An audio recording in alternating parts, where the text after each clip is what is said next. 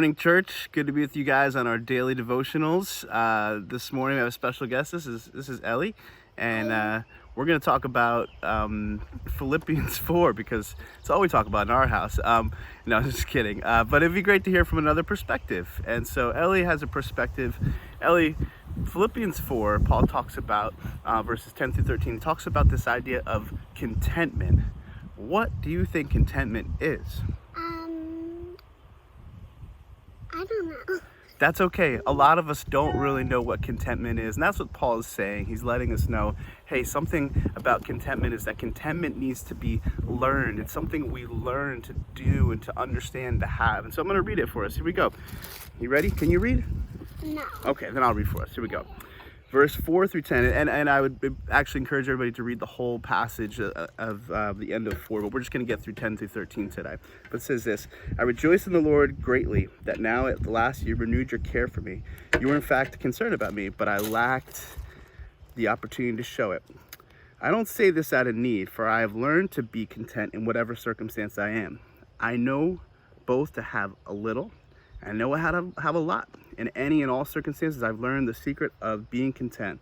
Whether well-fed or hungry, whether in abundance or in need, I am able to do all things through him who strengthens me. Still, you did well by sharing with me in my hardships.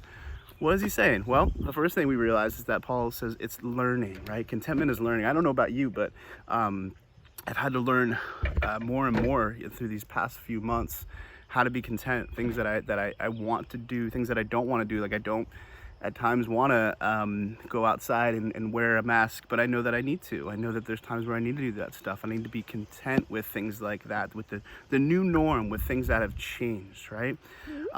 Right? Yeah. Secondly, we see that my level of contentment really, if we really break it down, has nothing to do with my situation, right? It says what I've learned to be content, whatever the circumstances. I know what it's like to be, Paul's saying, I know what it's like to have plenty. I know what it's like to have nothing, right? To be well fed or to be hungry, to have a lot or a little. I know that, and no matter what's the constant? What doesn't change, right? It's Jesus, my contentment in who he is, right? My contentment has nothing to do with my situation. And so I would encourage us in these moments where we're walking in a challenge of discontentment or just trying to figure out what contentment means in all situations, just to be reminded of that, right? Be reminded that contentment mean? Well, contentment means finding a level of joy or being okay with circumstances because you know the one who is in control of all circumstances. In this case, who do you think that is? How about God? God. Oh, there we go. Yes, you got it right, God. And so Paul says the last verse, which is always a fun verse because people kind of take that and do some fun things with it, make it a sports verse or whatever they want to do. But it says, I'm able to do all things through him who strengthens me. Well, where does that contentment come from? It comes his relationship with Christ. He can do all things because he knows the center of his relationship. He knows his identity. He knows whose he is, right? He knows that his joy, his hope, his contentment is found in Christ. He can walk through sufferings because Jesus walked through sufferings, right? He can walk through hardships because Jesus walked through hardships. He can find contentment knowing that he is loved by a perfect God through the work of Christ.